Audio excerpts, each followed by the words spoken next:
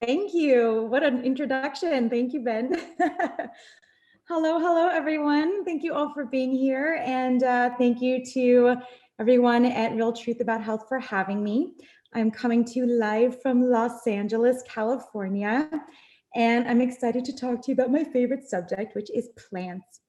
When I became a registered dietitian, like 16 years ago almost, I didn't realize that my real job title should be nutrition myth debunker, because there are so many myths about nutrition. It's like I always say that everybody eats, so therefore everybody is an expert on what everybody should eat, especially and particularly when it comes to plants and plant-based diets. There seem to be extraordinary amounts of myths when you talk about plant-based diets. So I wanted to talk about some of those and debunk some of those today, and to hopefully give you some reassurance, to untangle some of the confusing messages, and to inspire you to continue your own journey with confident curiosity. So I'm going to start my screen share and get my keynote ready to go. Okay. How do you see nutrition? Do you see it as fuel? Do you see it as a detailed set of complicated biochemical processes? Or do you see it as a beautiful plate of food? It's possible to look at food from all of these perspectives, of course, and then we're constantly evolving our understanding and appreciation for the many metabolic, medicinal, and other magnificent elements that food broadly embodies. Perhaps the most controversial, confusing, and provocative of all sciences is nutrition. For comparison, think about chemistry. Chemistry offers these formulas and equations, not too much chaos, right? Or even in anatomy and physiology, scientists have named parts and processes without exorbitant ongoing debate or critique, especially by the public. On the contrary, everybody eats, and therefore everybody is an expert on what you're supposed to eat. But food is so inextricably intertwined with our sense of self, our culture, our history, our families, our relationships, our emotions, our holidays and celebrations. It is everywhere. Food is so deeply intertwined everywhere in our lives. Further, there you've got the media out there that makes mania and mayhem when it comes to food trends and weight loss and anything that's related to diet. I mean, basically all you have to do is ask Dr. Google about something like, well, are carbohydrates good or bad, thinning or flattening? And you'll get literally as many opinions as there are websites out there. Somehow the science of nutrition and health has taken a back seat to a confluence of opinions and a whole lot of debate. I think many of us here already know that there are myriad advantages of a whole food plant-based diet, of which I will go over later, and I'll summarize them. But today I want to deflate a few myths. The famous economist Milton Friedman once quoted an unknown source in a talk he gave on 5 economic myths, that a myth is like a mattress, an air mattress. There's nothing in it, but it's wonderfully comfortable, and deflation causes an uncomfortable jolt. So I want to borrow that analogy today, and I hope to give you all a bit of a jolt. Here are the 5 myths I want to discuss. First, I argue that nutrition is not an emergency. Next, I'll talk about how carbohydrate is not a food group. Also, it doesn't matter where you get your protein from. I'm also going to show you that skipping meals does not destroy your metabolism. And finally, I'm going to end with the fact that there is no perfect diet. So let's begin with nutrition. Is nutrition an emergency? According to the World Health Organization in 2015, there were almost 2 billion adults worldwide who were overweight. More than 600 million of these were obese, while 462 million were underweight. In that same year, 42 million children under the age of 5 were overweight or obese, but 156 million were affected by stunting, which is low height for age, and 50 million children were affected by wasting, which is low weight for height. So poor nutrition continues to cause nearly half of deaths in children under 5, while low and middle income countries now witness a simultaneous rise in childhood overweight and obesity, increasing at a rate 30% faster than in richer nations. So they call this the double burden of malnutrition. But it offers a unique and important opportunity for an integrated action on malnutrition in all of its forms. But still, even within this context, the deficiency model persists. What I was taught in graduate school, what physicians are taught, is this pursuit of enough. We're taught that everything is under this whole premise that there's a nutrition, that we have to worry about getting enough, and that's where everything starts from. We employ the terms standard American diet or standard Western diet to describe wealthy pockets of society who have access to rich, calorically dense, and expensive foods. Affluence was once attached to wealth and the food that wealth provided.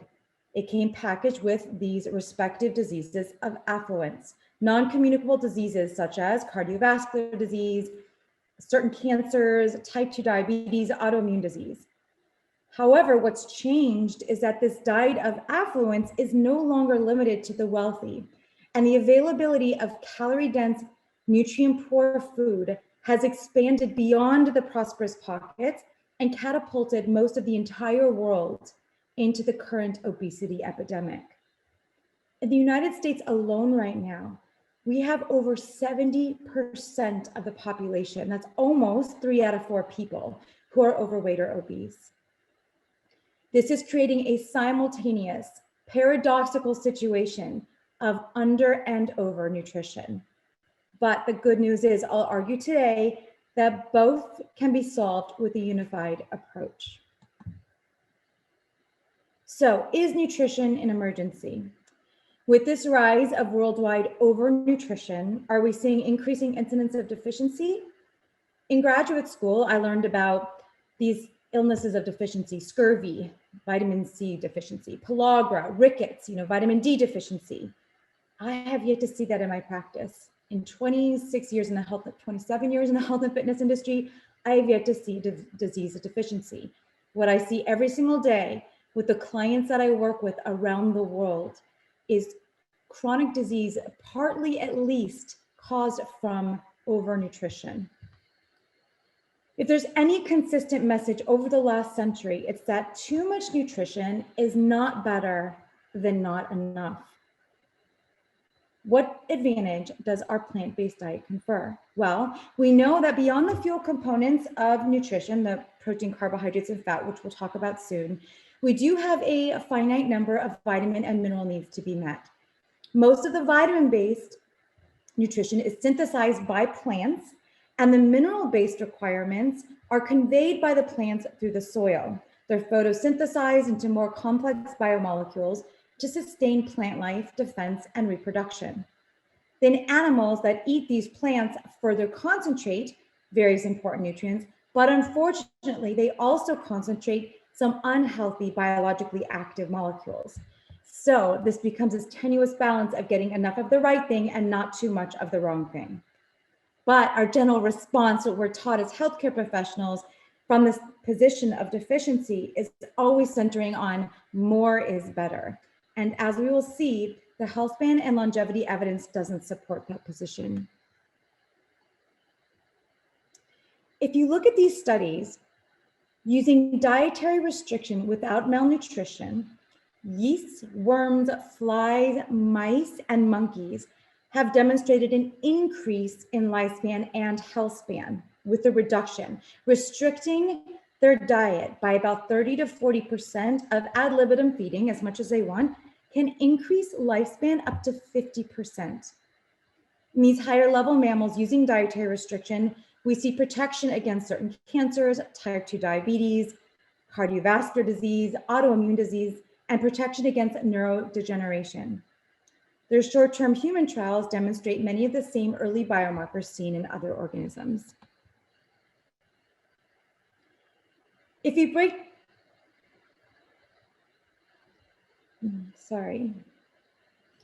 So as you can see, it doesn't seem like more is better, and we're not in a crisis in terms of getting enough. Perhaps less may be more.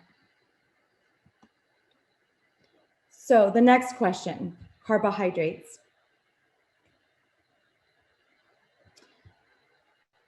Cotton, the chitin of crab shells, paper, potatoes, beans, sugar, and whole grains. These are all carbohydrates. But would these all be in one category if we didn't use the term carbohydrates?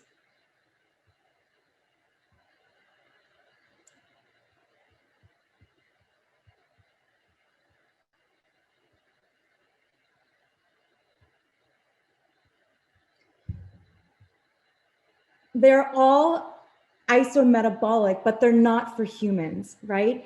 It's like comparing apples to orange juice. And as long as we call all of these substances carbs or carbohydrates, we're all going to stay confused.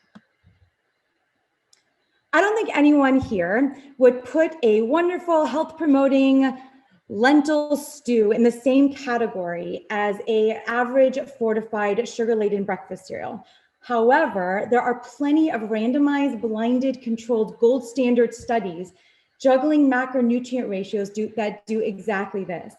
The question not asked often enough is, compared to what?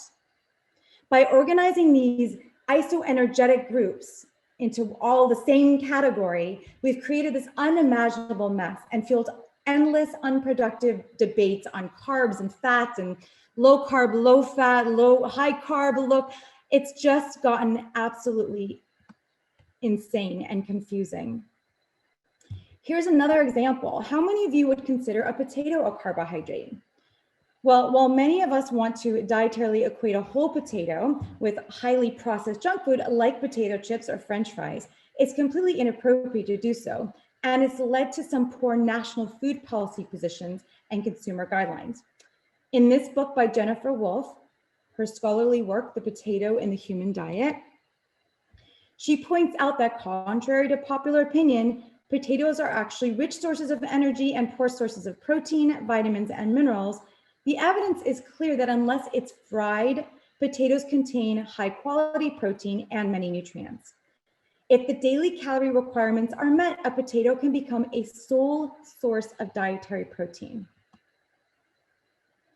You can Google this, ask Dr. Google, and if you look at the data from the USDA nutrient database to back this up, a baked potato gram for gram actually has what's known as a amino acid score that's better than 90% lean beef. That here 100 is a complete protein. So by this point, macro confusion is the term that I like to talk about this as. It should be abundantly clear, a carbohydrate is not a food group. Potatoes are sources of dietary protein. And so it's like, if you say that, it's nutritional heresy. But the facts are clear, and we all know that protein is not a problem. So let's talk more about protein. This is the king of macronutrients, and everyone else is on this constant pursuit of getting enough protein. So that begs the question, where do we get our protein? Well, before we look for it in diet, let's make sure that everyone's exactly clear. Let's talk about what a protein actually is and how it's used as an element of life. Proteins are the building blocks of life. They form the basis for every structure and function in all living organisms, makes up the enzymes, the fibers, the hormones, the fingernails, the antibodies, on and on and on. However, protein is not a food group. This is not a protein, this is an egg. Eggs contain protein, but so do potatoes and beans and all things living. Every plant contains every amino acid in different ratios. It's the same in every single living cell. So it's interesting because we contain not just protein, we contain thousands of different proteins. It's not a single substance like everyone thinks. So it's not like we can say that metal adequately describes iron, aluminum, or gold. Protein just isn't descriptive enough. We need to know more. Our real quest in dietary protein is to acquire the necessary essential amino acids for life. Loosely speaking, there are 20 amino acids which act pretty much like the 26 letters of the alphabet. When one digests a plant or an animal protein, they're broken down into the individual letters, and then we reconstruct them into words and sentences and paragraphs of our genetic book of life. The problem is that no animal makes all 20 amino acids. So it's kind of like protein jeopardy, and you have to buy a vowel through diet to complete the words. So this brings us back to the original question. Where do we get our protein? Well, I want to dig a little deeper here and hope to drive home the point that each of the 10 trillion cells in your body have thousands of different proteins that carry out an amazing array of activity that we call life. The DNA of all organisms is the blueprint for the tens of thousands of proteins that make up all living cells. Animals, unlike plants, must acquire some of the amino acid building blocks, the essential amino acids, through diet, and then these are used in our ribosomes as part of the RNA printing press to produce the myriad proteins required for all of our various structures and physiological life-giving functions. So we basically don't need dietary protein in a strict biological sense. Rather, we need a source of nitrogen to synthesize the non-essential amino acids and a dietary source of essential amino acids, the subset of amino acids we can't make ourselves in our body. Despite our need for a subset of essential amino acids, the 10 to 25,000 different proteins are synthesized in cellular ribosomes. This term protein was a convenient isocaloric organic chemistry organization scheme that started over 170 years ago, and it's stuck. So now I want to answer the question accurately and concisely in a way that you probably haven't heard this answered before. Where do you get your protein? It's synthesized in our ribosomes, and it doesn't originate in diet. Let's take this one step further and remind ourselves where essential amino acids originate.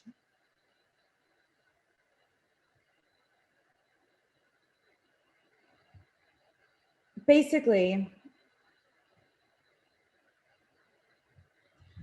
how many of you are tired of this conflicting diet advice about protein, carbs, and fat? Using protein, carbohydrates, and fat as food groups is so dated and antiquated, and it leads to what I love to call macro confusion. These terms are from organic and biochemistry, and they're just not specific. They don't even tell you what to do in terms of what to eat. It doesn't make any sense at any level.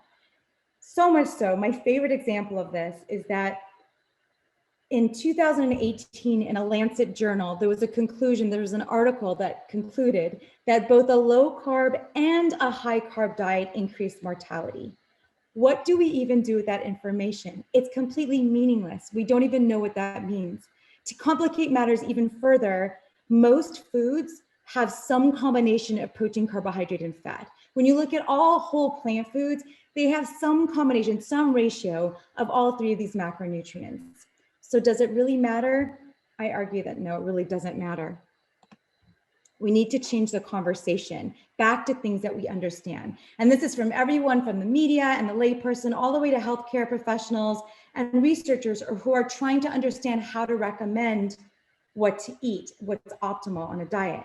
So another way to do this is to talk about food groups. And this is a mnemonic called the food triangle that we can use to bring the conversation back to food. Basically, the organization here, it shows by energy density. So as you go down the triangle, you'll see the different, that gets increasing in energy density. This helps individuals address micronutrient requirements, which we get primarily from the apex or the top of the triangle, without driving chronic overnutrition, which we'll see at the bottom of the triangle. So at the apex of the triangle over here, you'll see leafy greens, cruciferous vegetables, stems such as asparagus and celery, bulbs, and mushrooms.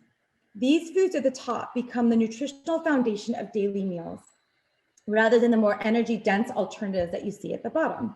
They also provide a very rich source of phytonutrition and fiber, which can be eaten in unlimited quantities, basically. And these are so important for the microbiome. I argue that phytonutrients and fiber are the two most important nutrients that we can consume.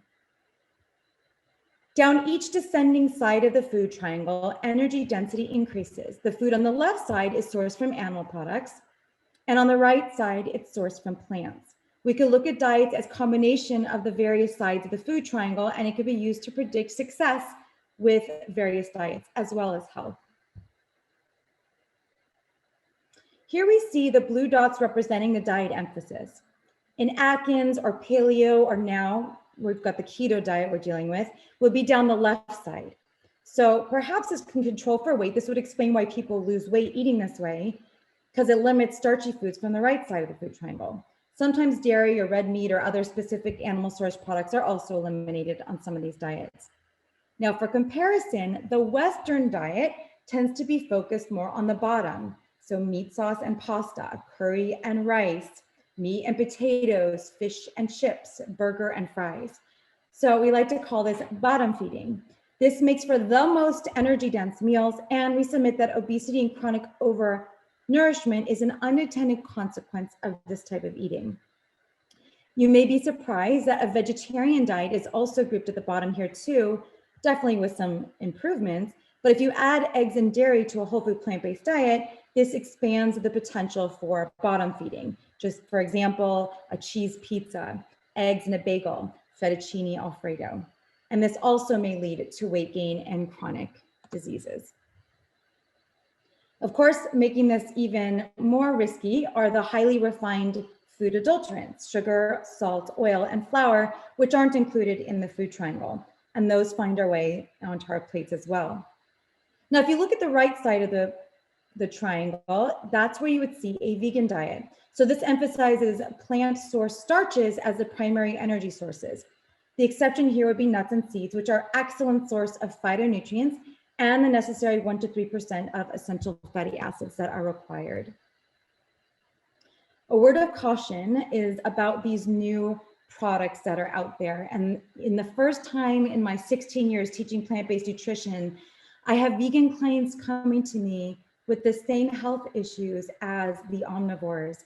And when I look at their food journals, it's because they think there's like this health halo with vegan and plant-based. And you really do want to stick to the whole plant foods, because that's where all of the magic that we will talk about begins.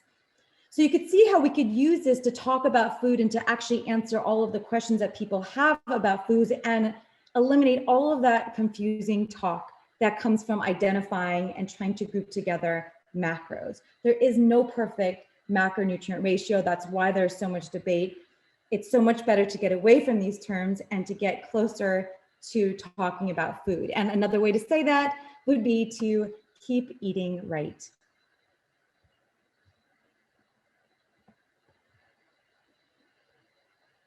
So I want to assure you today that it really doesn't matter where you get your protein.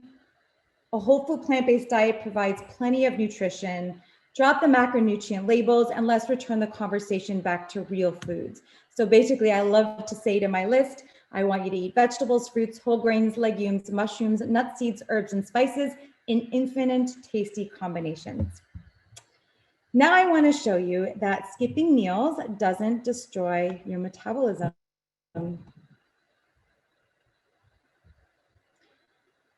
All right, I can't see your hands today because we're all far away, but how many of you can guess, just say it out loud wherever you are, how long do you think a person that we know about can survive safely without food? Now, I'm not recommending anyone try this at home, but guess how long has been documented in the literature for the longest water-only medically supervised food?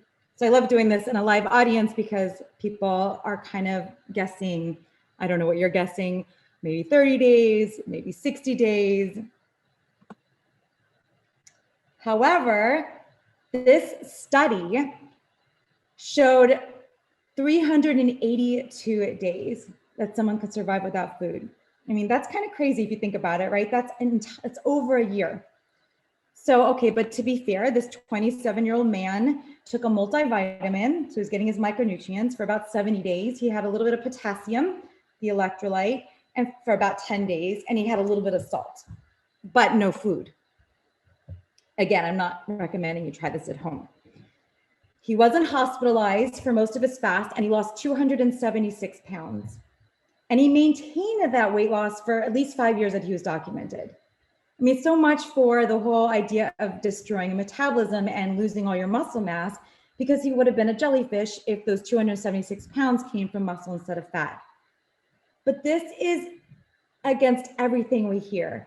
I mean, all of these dietitian groups on Facebook, and every time someone says, I don't know why this person can't lose weight, and everyone says, oh, they're not eating enough. They need more protein. They need to exercise harder.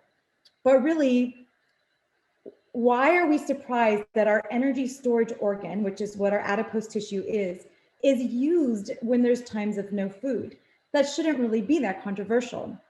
I mean, it's a really interesting paper, but there's also other fasts that have been done for 210, 236, 249, 256, 350 days, a lot of them that have been documented. But again, my point today is not to say that we need to use fasting for weight loss at all. In fact, I recommend my clients do not fast during weight loss. But the question is, how do we reconcile dietary advice centered on eating every couple of hours, literally keeping our metabolism stoked, basically spending the entire day in the postprandial or fed state, and this contradictory, well-documented medical case to also be true? The photo here on the left, the upper left, represents about 5 pounds of body fat. I was part of a metabolic experiment, and I lost 2 of these in about 18 days. The idea that our body doesn't use its energy storage organ in times of no food just happens to be not true. Of course, we use fat in times of deficit.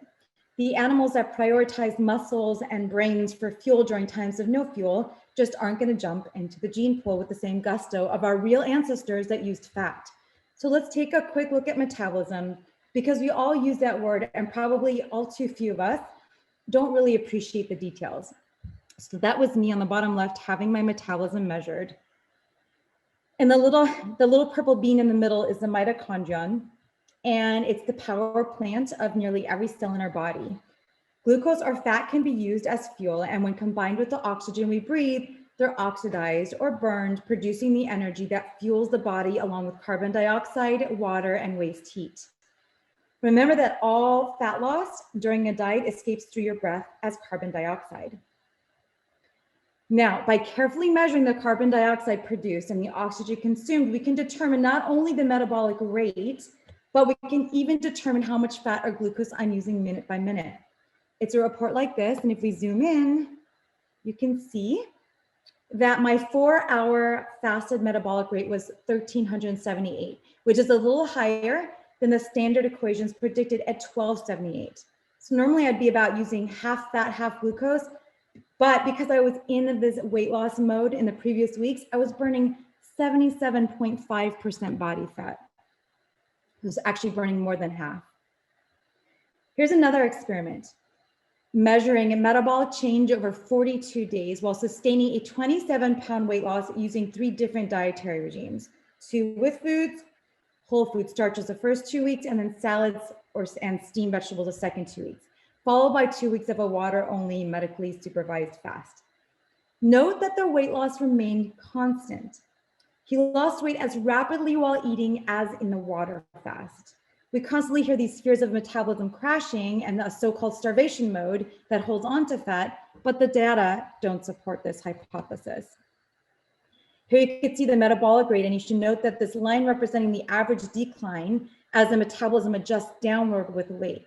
What's often not said is that this is exactly what was predicted by this Harris-Benedict metabolic equation, which dates back to 1919. Essentially, our metabolism goes up and down with weight. It scales with weight. Here you can see that that slope, or the rate of metabolism decrease predicted by the weight loss, is almost identical to the predicted a century ago. Isn't that amazing how close the lines match? There's even a more significant conflict with popular ideas about diets, and it's similar to what we saw in my own weight loss. Percent fat utilization every day for 42 days actually increased.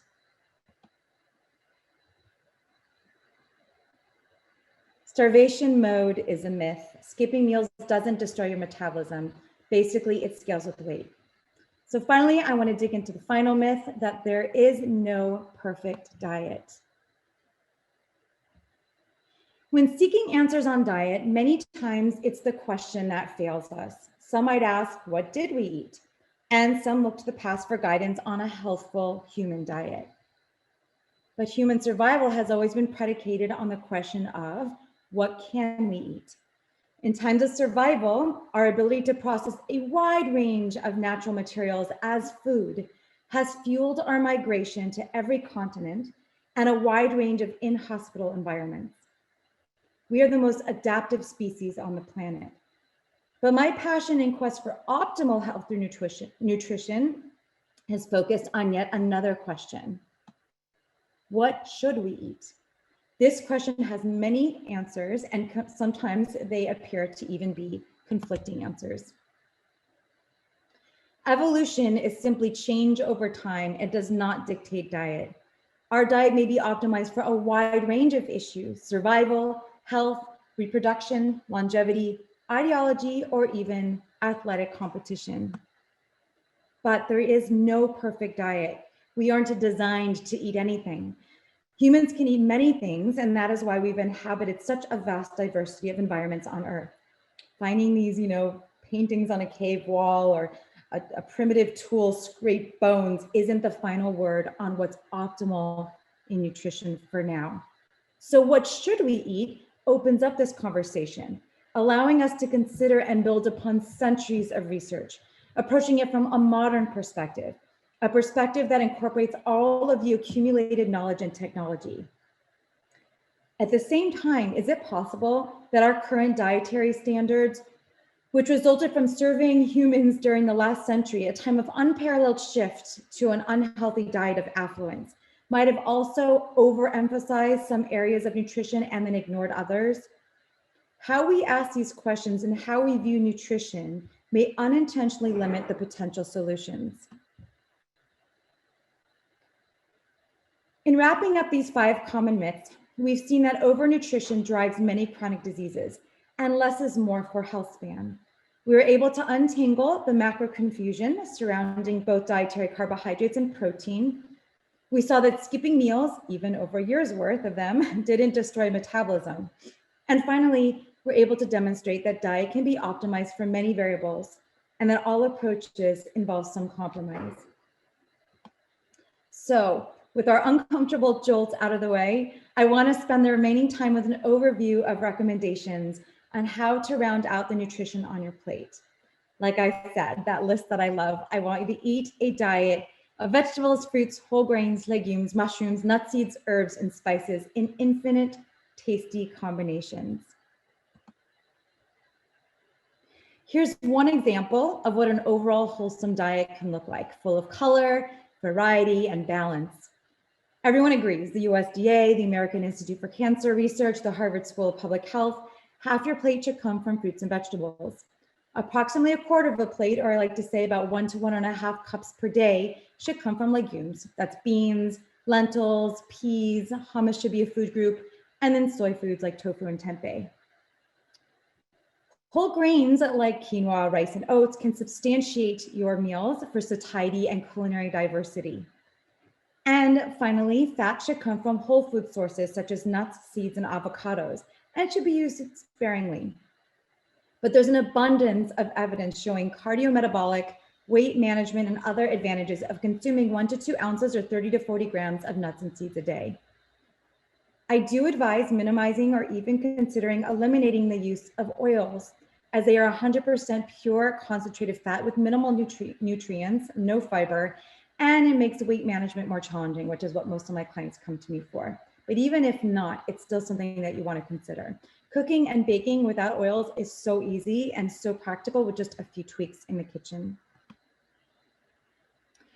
The Academy of Nutrition and Dietetics put out a position paper, the last position paper in 2016 on vegetarian and vegan diets.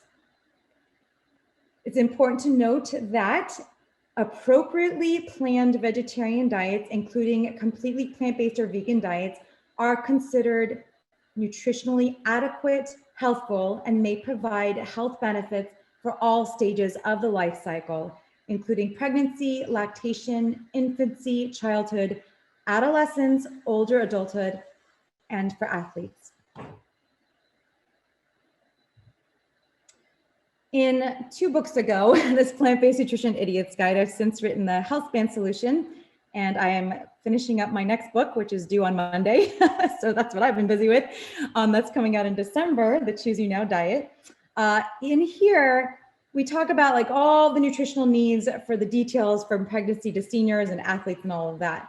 And if you're a healthcare professional out there, if you need some information to bring to your healthcare professional, here are 2 peer-reviewed journal articles that I've authored in the healthcare journals and medical journals that can be downloaded online for free. So I think those are really good resources because they're very well referenced, and I think that helps when you're bringing this information to your physicians because a lot of them have a lot of questions.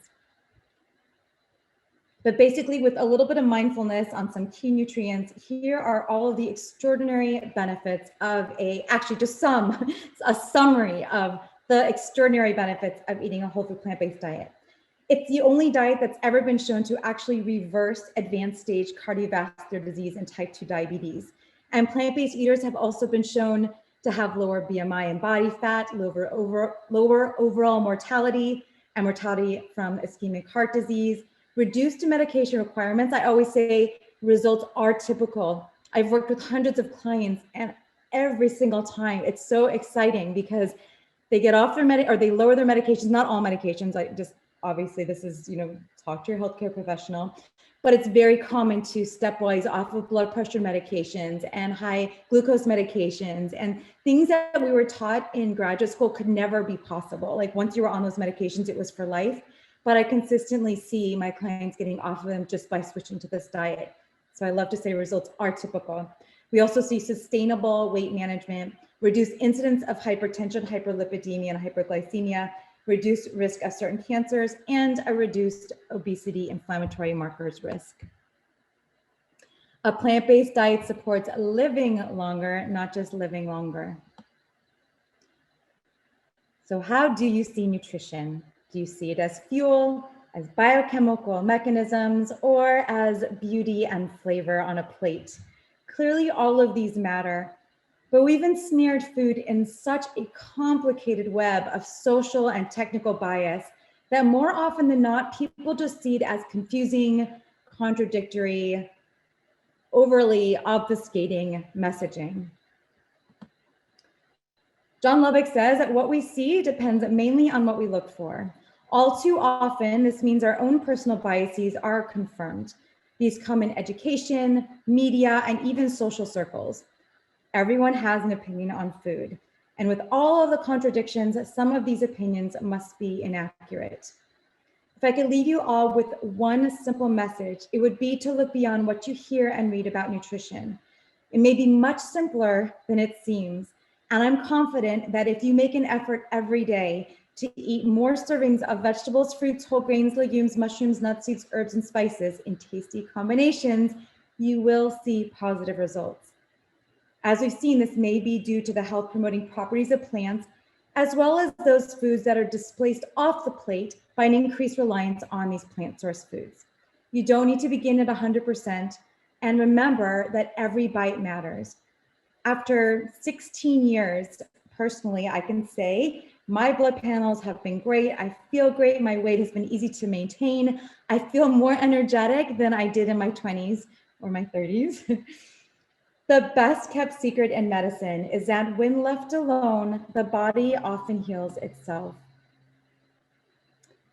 Thank you for listening. And now I'm going to open it up to questions. I'm going to stop my screen share. Thank you so much, Julieanna. This is Ben again. How are you? Good, thank you. How are you? Just testing to make sure you could hear me. So thank you. That was really, really enlightening and reassuring, and frankly made a difference for people like me that are still figuring this all out. So thank you. And yes, we're ready for Q&A.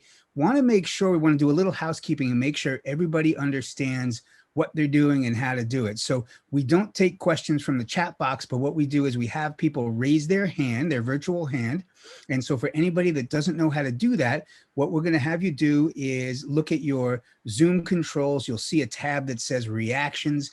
When you click on your reactions tab of the different options that are there, one of them says raise hand. You click on that. We will see your raised hand, and we will take the questions and raised hands in the order in which we receive them. Once we call on your name specifically, we'll ask you to unmute. Go ahead and unmute, and you'll be able to ask your question for Julieanna Hever. By the way, there are a few people that sometimes say they don't see a reactions tab. If you don't, try your participants tab, and that might be the place to find the raise hand option.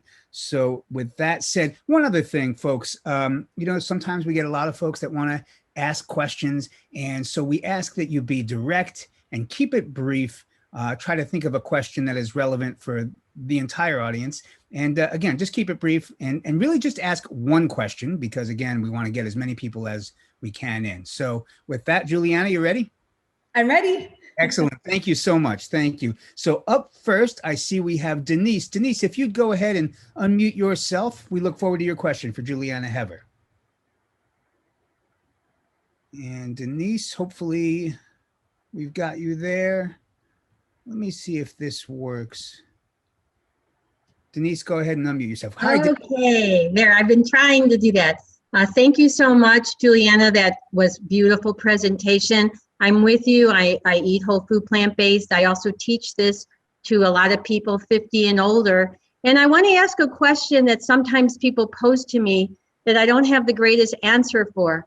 So let's say I'm talking about fiber, and I'm talking about how important it is to eat fiber so that our bacteria eats that and gives us our short-term fatty acids like butyrate. And they say to me, but what about these people that we know who are 90 years old and have been eating the standard American diet, and they're not making a lot of those short-term fatty acids, and they're doing great? And I don't know how to answer that. I would answer that with that's anecdote. That's one person, and we're looking at the statistics. And if you look at the statistics, they may be the outlier, the lucky one. And do you really want to go with that? Like, do you want to try to be lucky, or do you want to be following the guidelines that are generalizable to the main person? Because, we all know someone that happens. We also know someone that eats really super healthy and doesn't do well. Like we know all sorts of different types of things, but that's why we have science, thankfully. And science is imperfect. And I would say that nutrition science is probably the most complicated of all, because we're adding in the element of humanity and following, like having to remember what we eat. And there's so many things that are so complicated with food that it's really hard to study. So ideally, we would have like the perfect situation would be we have this very large population with mixed genetic backgrounds and mixed locations and all of that, all living together and being in a controlled trial for their entire lives and watching everything they ate and all the outcomes. But that's never going to happen, because who's going to fund that and who's going to sign up for that? So what do? We look at all we study epidemiology, we study randomized controlled trials, we study nutrients and biochemistry, we study stuff in a petri dish, we put all of this stuff, we aggregate this preponderance of evidence, and you make conclusions based on all of these things. So we're basically extrapolating data as much as we can, we put it all together, we evolve the data, and then we make recommendations based on that. So if you want to look at your neighbor here or your cousin there, that's not going to give you a broad spectrum of evidence to make a decision on. And it's a really good question. It's a really good question. I get it all the time.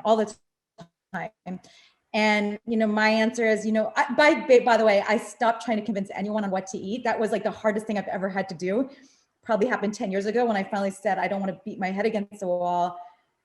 If you want to eat this way, I will love you all the way to get to this point so that you can enjoy eating this way. But, trying to convince someone is impossible because they have to want it. And I always say that you could lead a human to healthy, but you can't make them eat. So I would say, yeah, maybe they got lucky.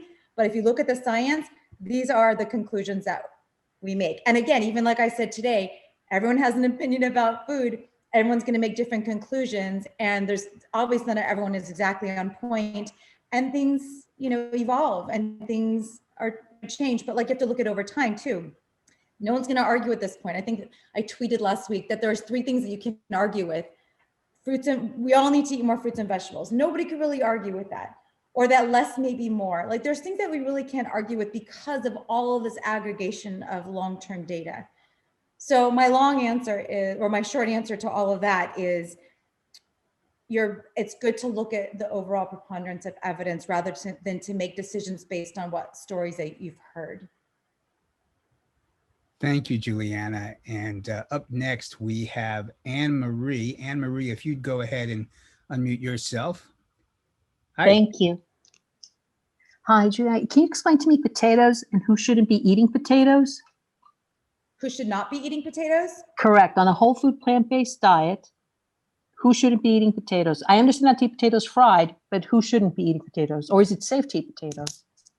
Oh, I don't see anything wrong with eating potatoes. I don't know if you could see my kitchen over there. I got a pile of potatoes. I don't know if there's any client that I've ever had that I said to avoid potatoes. Do you have a specific reason you would avoid potatoes? I love potatoes. I heard a lecture and the doctor had said that potatoes were not for consumption. Now, I thought maybe he meant French fries, which I would 100% agree, but I wasn't able to ask the question. So it was another presenter. Yeah, I mean, if you're adding salt and oil like a French fry or potato chip, that's not a healthful food. But like I showed, it has an actual better amino acid profile than lean beef. It's rich in potassium and vitamin C, and it's in fact, I'm writing about this in my new book, one of the most satisfying foods. Scientifically shown to be one of the most satisfying foods because it's just so satiating and delicious. And so I think they're wonderful staple foods. I eat them almost every single day. And I work with clients with all sorts of different health issues. And I can't think of anyone I wouldn't recommend unless they had an allergy, but they're also a very hypoallergenic food. I don't know anyone that's even allergic to potatoes. So I can't think of anything off the top of my head. Thanks, Julieanna. Up next, we have Michelle. Michelle, go ahead with your question. Hi, Julieanna. That was a great presentation, and I never get tired of hearing more about whole food plant-based nutrition. I'm a practicing holistic nutritionist, actually, but I'm very, very evidence-based. And one thing I would just love you to back me up on, one diet that keeps getting put in front of me is metabolic typing, and this notion that there are slow oxidizers and fast oxidizers, and that fast oxidizers are more adapted to eating animal protein and fat, and slow oxidizers are the ones that are meant to be plant-based. And I cannot find anything in any scientific literature that backs this up. And I loved your slides about metabolism. I just wondered if you could speak to that, because one of the textbooks that was put in front of me was written by, somebody who went to Harvard Medical School, but they didn't cite anything about this theory. So the only thing I could find circularly was that it somehow pointed back to a book that was written by someone in the Western A. Price Foundation. So I'm with you. Show me the literature. Show me the literature. I've yet to see someone. I mean, I've worked with hundreds of people, but again, that's anecdote, right? Like I'm talking, the science is, I would love to see that because I haven't seen that either. But the hundreds or thousands, probably thousands of people at this point, maybe, definitely hundreds directly, one-on-one. And I've yet to see someone respond poorly to a whole food plant-based diet when done without, without the processed foods. And I do a lot of weight loss. I have clients all over the world that I work with weight loss. And if that's what they're talking about, like, if you let me tell someone exactly what to eat, they will lose weight. If you're talking about weight loss, that's what you mean by oxidizing. If I tell someone what to eat and they listen to me, they will lose weight at a predictable rate. My clients lose 0.5 pound a day on average. So I would love to see the science on that. Thank you, Julieanna. Up next, we have Benny. Benny, if you'd go ahead and unmute yourself, please. Hi, Julieanna. Thanks so much. Do you have a comment, suggestion on raw versus cooked? Yes. By the way, my Or son. raw and cooked? Sorry. Or raw and cooked? Yeah, I actually did a video on this last week. So if you, all over my social media, I do these little videos on these topics that everyone asks the same question because it's such an important question. And this is a really good question. So I will address it here. There are benefits of both raw and cooked foods. So I definitely see the benefits of eating a lot of raw foods, 75%. I don't even recommend, I'm one of those dietitians that doesn't recommend counting anything, carbs, protein, calorie, any of that. So about like 3/4 of your diet estimated, no perfection necessary, of raw foods, because, you know, as you cook, a lot of nutrition gets lost. Some of the nutrition gets lost. However, some compounds actually are enhanced with cooking. So for example, I always talk about carotenoids like lycopene and lutein. When you cook it a long time, like a sofrito, what I talk about in Vegetarian diet is that in the Mediterranean diet, when they looked at the sofrito, which is like a marinara, like a tomato sauce that's cooked over the course of the day, those lycopene and lutein compounds get enhanced. So they're better absorbed and they do better for decreasing risk for prostate cancer and stuff like that. So some things are better off cooked. You also can get rid of some of the oxalates when you're cooking a little bit. So I think it's good to incorporate both. The other thing I talk about is that if you're trying to be exclusively raw, there are some pitfalls that people run into. So I don't think there's any, I haven't seen any science that show that generally speaking, a raw exclusive diet is better than a whole food plant-based diet that includes some cooked foods. And I highly recommend Brenda Davis and Visanta Molina's book, Becoming Raw, because there's so much great data in that book. It talks a lot about all this stuff. But, you know, there's some pitfalls, like some people can't get enough calorie. And I have clients that come to me that are just trying to get enough calorie in a raw diet because they're not including stuff like, you know, grains and legumes because they're not sprouting. And there are some pitfalls, and then they end up using like oils, and coconut oils becomes like this miracle food that's associated with a raw diet. So I think those are potential pitfalls for trying to follow an exclusively raw diet. And I don't think there's any reason to.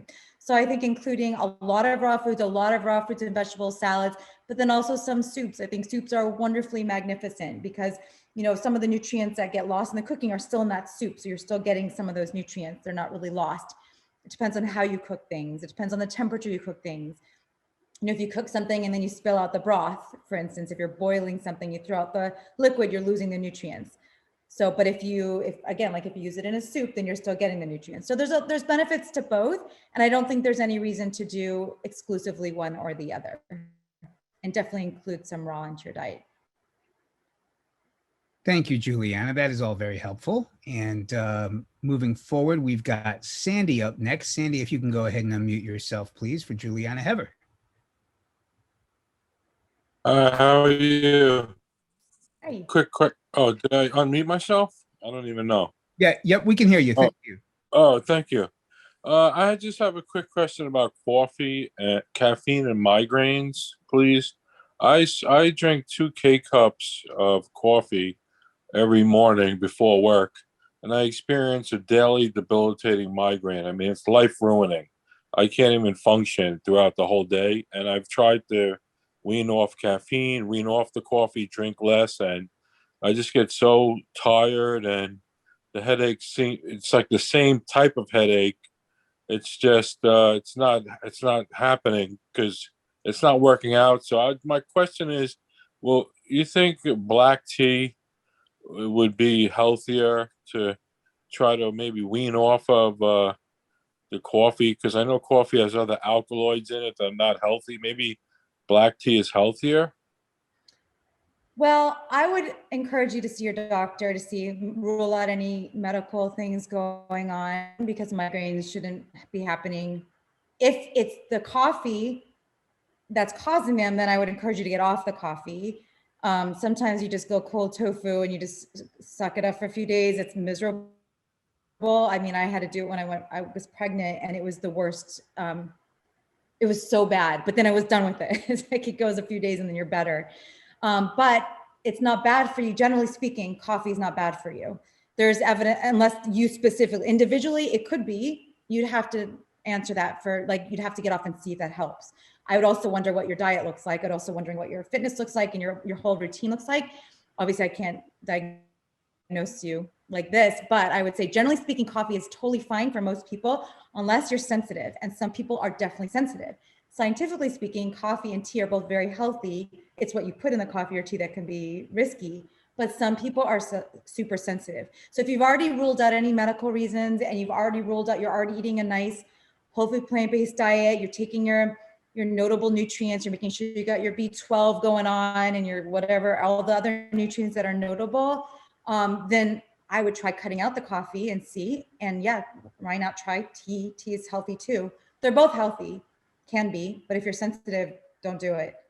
It's miserable to get off of it. I've gone through that a couple times, and then, but you get over it. It takes a few days, and it's like a withdrawal. But some people actually, caffeine is a treatment for migraines for a lot of people. So I don't know what's going on specifically for you, but I would definitely investigate that further. And I hope you can get over that, because I feel bad for you. It's awful. Migraines are horrible. So I'm sorry. Great advice, Juliana. Love the cold tofu reference. And up next, we have Joy. Joy, go ahead and unmute yourself, please. Okay, hi. Thank you so much for your presentation. It was very informative. My question kind of pertains to having to go from, so I spent about 3 years on a plant-based vegan diet, and I felt okay. However, during that time, my blood sugar ended up getting really high, and it kind of propelled me into this pre-diabetic stage. And like you said, with modern medicine, the first suggestion is limit your carbs, limit your carbs, limit your carbs. And so with doing that, I thought, well, that means my beans go away, with my chickpeas, my lentils, my potatoes. I kind of limited those things to try to, quote unquote, fix the blood sugar problem.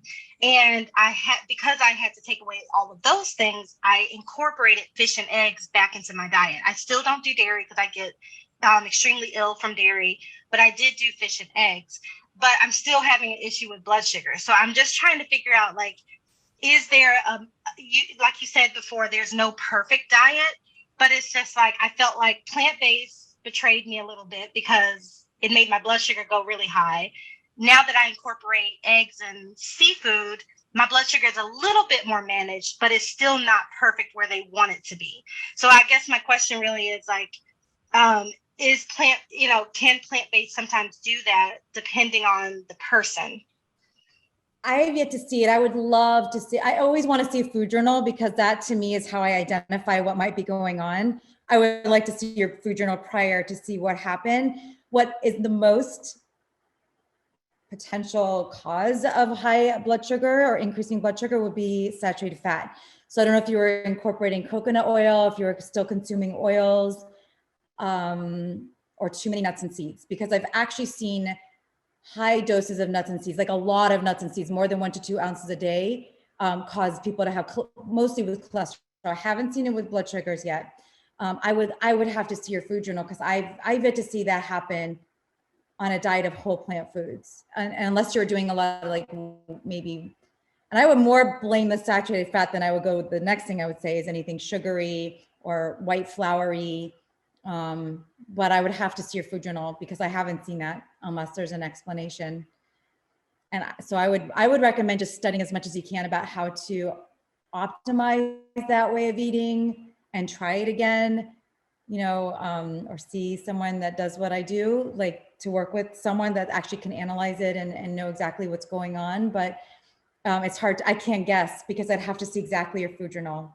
Whenever I take on a client, I have them submit at least a week or 2 of food journal and symptoms, so I could watch your blood sugars and see what you're responding to. I would love to know your medical history. I'd love to know your labs. I'd love to know all of that stuff before I could actually give you some suggestions. But no, generally speaking, that's not what the literature supports, and I haven't seen it. So I'm sorry you went through that. I'm so curious. I'm so curious to know what happened. Thanks, Juliana. Up next, we have Ginger. Ginger, if you'd go ahead and unmute yourself, please. Hello, can you hear me? Hi. Hi. I have a question about vitamin B12, the source of it. I've just read about a source of it which sounds virtually all plant-based, except possibly algae. Is algae somewhere in between plant and animal? And why do I, for example, when I was convinced to become vegetarian and then vegan, nobody mentioned vitamin B. So I went through at least a decade of not eating and not taking extra vitamin B12. So why do I haven't heard it mentioned a lot during this conference? So can you get into more detail on that, the sources of it? Can the sources be entirely vegetative? Yes, thank you for asking this very, very, very important question. B12 is such an important topic.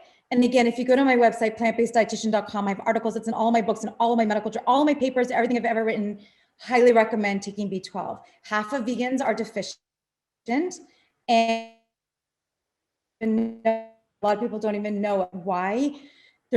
I always say it's the most finicky vitamin with an attitude problem, because basically B12 is made in the soil by microorganisms, and then the microorganisms, then the animals eat it and it's part of the rumen, and they end up, we get it from animal products.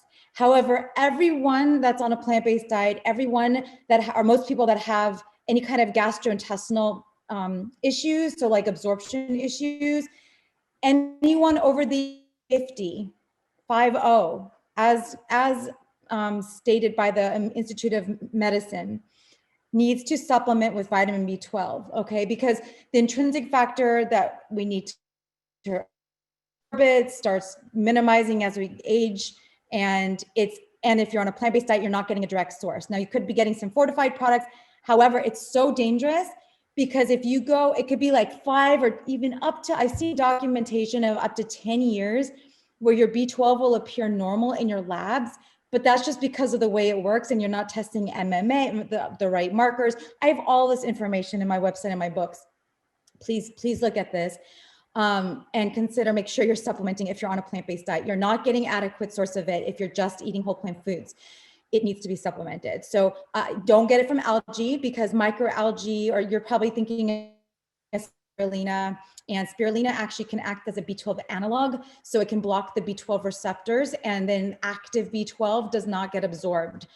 So it's a really important issue for vegans and anyone over 50 and anyone that has any kind of GI issues. So the best source is cyanocobalamin. The best way to ameliorate the potential for the problems associated with B12 deficiency is just to supplement. It's cheap, effective, safe. You can't overdose because it's a water-soluble nutrient. Don't try this at home, but like the evidence shows that there's no upper limit to B12 because it's a water-soluble nutrient. You will excrete the excess, but it's so important, and you can get it. The best form is cyanocobalamin, widely available. You can find this anywhere. The problem is most people don't find out about it until they have potentially irreversible neurological damage. So it's so not worth it. So go and get a supplement, and there's 3 ways to dose it. This is why, again, it's such a finicky vitamin, because of the intrinsic factor. How it's absorbed is kind of strange.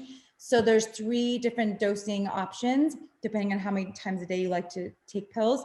You could do it 50 micrograms twice a day, 150 micrograms once a day, or just take one 2,500 microgram dose once a week. And I cannot state or overemphasize the importance of this for anyone on a plant-based diet. No diet is perfect.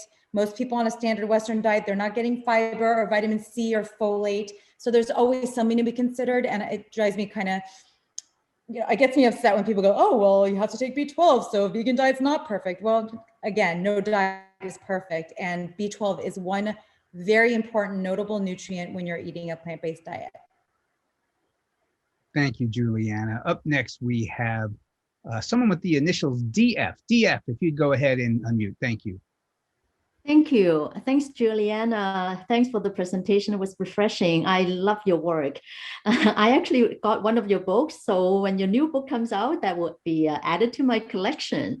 Thanks for talking about metabolism. I'm just wondering, in your counseling or in your research work, have you come across things that you can advise or provide some advice on about increasing brown adipose tissue versus white adipose tissue? Thank you in advance. Thank you. Thank you. That's a very good question. This is where there's some talk about mild cold stress. And that's where this is not my expertise. We do talk about it in a Healthspan Solution, but this is not really my expertise. And like, this is where like the cold stuff comes in, where you may have heard about.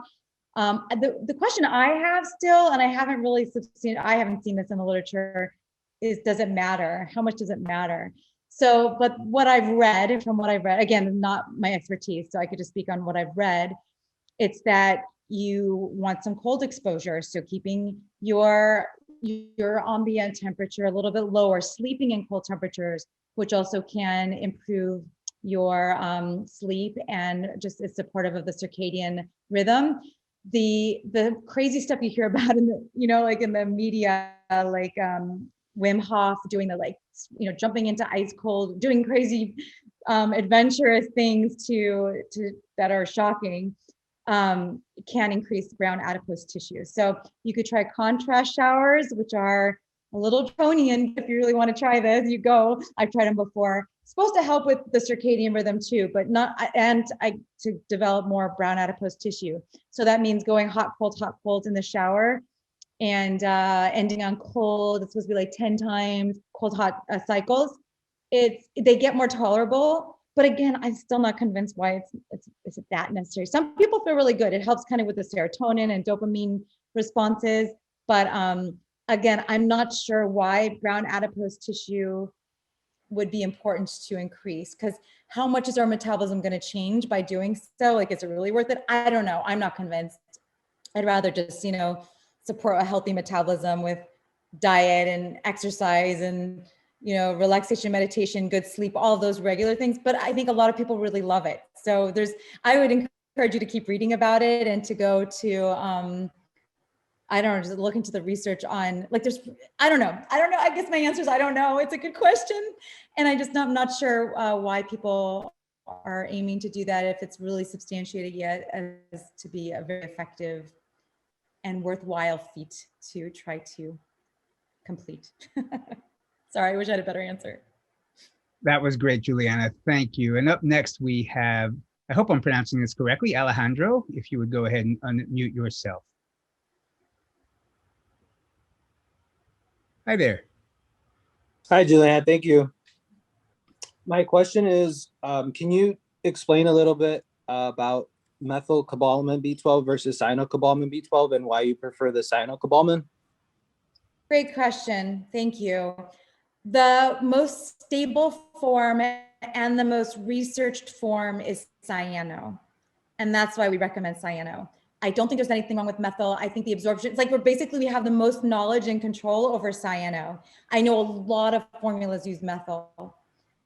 And I think it's relevant for the I can never get this right, MTHR genes. And I think I've heard it's like upwards of 10% of the population, which was surprising. I just learned that a couple years ago. So, but generally speaking, we just recommend cyano because it's the easiest to find. It's the most stable shelf-wise, and it's just so researched. So we know the dosing really well with cyano.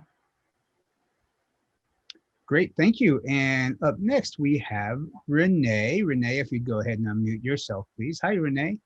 Hi, thank you. I have a question about salt. And if I eat a whole food plant-based diet, I don't add much salt, but I'm wondering, is it okay to add like a little bit of sauerkraut and maybe a tablespoon of miso? I mean, it's very minimum, but I'm just wondering how much is okay to add. Great question. And love some miso. I would say, and I use miso and tamari or coconut aminos or something. That's what I use for salt in my recipes. I'm just finishing my book this week with all those recipes, and those are the main ingredients I use for salt. Here's what I would say. I go with the American Heart Association guidelines, and that's like, try to limit it to less than 1,500 milligrams a day. Again, I'm a dietitian, that doesn't count. So if you're doing if you're aware to that extent where you know that you're asking about a teaspoon of miso, then I think you're probably being perfectly spot on. Now, if you're having problems with blood pressure or you're sensitive, like a lot of women, mostly, but a lot of people, but mostly women, tend to experience kind of salt sensitivity, where there's like some bloating and fluid retention, especially around hormonal changes during the month, then you might want to limit it. But most people are just fine having up to 1,500. Really, the general recommendations are like 2,200 milligrams a day. But unless you're eating processed foods, lots of processed foods, and pouring on the sauces and stuff like that, or eating lots of bread. Bread contains a lot of, there's a lot of hidden salt in the diet, especially in sauces and the stuff I just mentioned. But if you're not doing that, because if you're even just adept enough to even ask about a quarter teaspoon of miso paste, whatever you just said, like that's, you're already on top of it. I'm sure you're probably fine. So I would just make sure your blood pressure is fine and you're not sensitive to salt. And other than that, should be fine. Thank you, Juliana. Up next, we have Jose. Jose, if you'd go ahead and unmute yourself for Julieanna Hever. Hi, Juliana. How guys? The question that I have is the following: based on white blood cell count and non-alcoholic fatty liver, it looks like I work in a couple of different clinics. I do IT support though, but a lot of people, oh yeah, that's normal. You don't fix your non-alcoholic fatty liver. That's something normal. I don't think it's normal, you know, because I never had that issue before, and a lot of my friends they never had that issue. I mean, I'm slowly inclining to becoming a vegan, and my numbers are getting way better. But what is your output on that supposedly non-alcoholic fatty liver that pretty much they saying that 60% or 70% of the people had, and that nothing can fix it? Oh, I've seen people get dramatic improvements with non-alcoholic fatty liver disease with a plant-based diet. Dramatic and fast. So it's very similar mechanisms. It has to do with the fat and the high fructose corn syrup and the fructose, all the processed foods and animal products are associated with that, with liver disease. And so best thing you could do is eat a whole food plant-based diet. Best thing, you're already seeing improvements. If you go all the way to whole food plant-based, and I mean whole food plant-based, be careful of all the processed foods and all of the, you know, the plant-based meats and cheeses and ice creams and cookies and cakes right now, because that's where I'm seeing people get into trouble. And again, you're going to see that with eating, you'll see that in your liver enzymes if you continue eating that stuff. But if you go towards vegetables, whole grains, legumes, mushrooms, nuts, seeds, herbs, and spices, you will improve those. You can improve it completely. Great, thank you. And we have Ginger back. Ginger, go ahead and unmute yourself again, please. Thank you. The discussion of salt brought to mind the possibility of being deficient in iodine, because there are so many salts on the market now that don't include a label saying they have iodine. And I'm just wondering if a whole lot of these companies, these producers, are just finding it less expensive to not put the iodine in. And I've tried to call a couple of places that either sell the salts without the iodine mentioned, or sauces and salad dressings. And a lot of times I can't find out whether they include iodine. If it doesn't say it's a very good question, Ginger. If it doesn't say iodine, it's not iodized. And that's why we're finally, it's so weird. We're seeing, I consider iodine one of the notable nutrients. And you want to make sure you're getting the 150 micrograms that the average adult needs in a day. And the reason we're seeing, I think one of the reasons we're seeing more goiters than we were seeing for a while is because people are doing, like you said, having these fancy salts. I can't speak on behalf of the manufacturers, but you can, as a consumer, make sure you're getting iodine. So if it's not from the salt, then you want to supplement with salt or use sea vegetables. And you could do like a sprinkle of sea vegetables, but be careful of those too, because you want to read the labels. And there's certain ones like hijiki that you want to avoid because of arsenic. And there's some that are really super high in iodine. So just read the labels really carefully. Nori is safe, Dulse is safe, or you could just take an iodine supplement. I take a multivitamin. I have my clients, most of my clients just do a multivitamin that contains B12D, like a 2000 IU dose of D, but I also have my clients test their vitamin D blood, so I know accordingly on how to supplement them. So B12D, K2, iodine, and zinc, and then an a plant-based microalgae, omega-3, EPA and DHA formula. In fact, there was a new study that came out this week supporting the need for EPA and DHA. So iodine is an issue, definitely needs to be monitored, and either use iodized salt specifically or supplement with iodine. Thank you, Juliana. Up next, we have Daniel. Daniel, if you go ahead and unmute yourself for Julieanna Hever, please. Hi, Juliana. Can you hear me? Hi. Hi, thanks very much. Can you answer the question, what's your thought on alcohol in a plant-based diet? Is there a safe limit? Alcohol in a plant-based diet, what? Is there any safe limit for alcohol in a plant-based diet?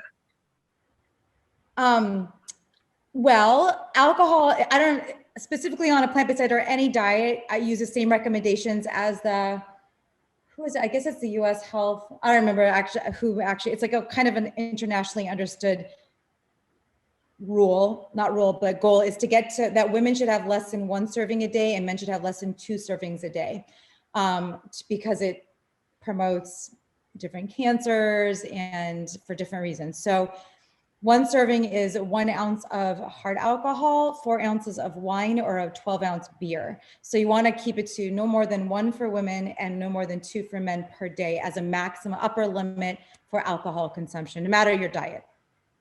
Those are just the guidelines, the general guidelines. Great, thank you. Up next, we have Carol. Carol, if you can go ahead and unmute yourself, please. Hi, Carol. Carol, we see you unmuted, but we're not hearing you. Are you there? Something seems to be awry, Carol. Forgive us. We're going to move forward and move on to Ursula now. Ursula, if you can go ahead and unmute yourself, please. Hi there. Hi, Juliana. Hello from Germany. You look amazing.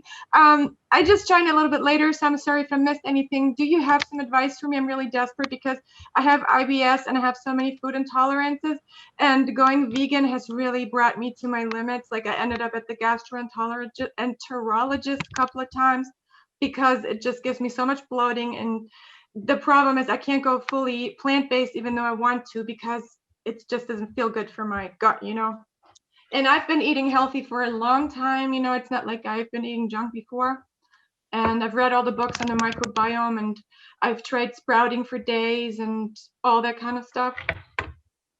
Or what are the best of the animal products I could incorporate if I have to? I don't think that's where you have to go. First of all, I'm so sorry. I suffered with that for 30 years, so I could empathize with you. And I would say one thing that really helped me and helps a lot of my clients is, have you tried time restricted feeding?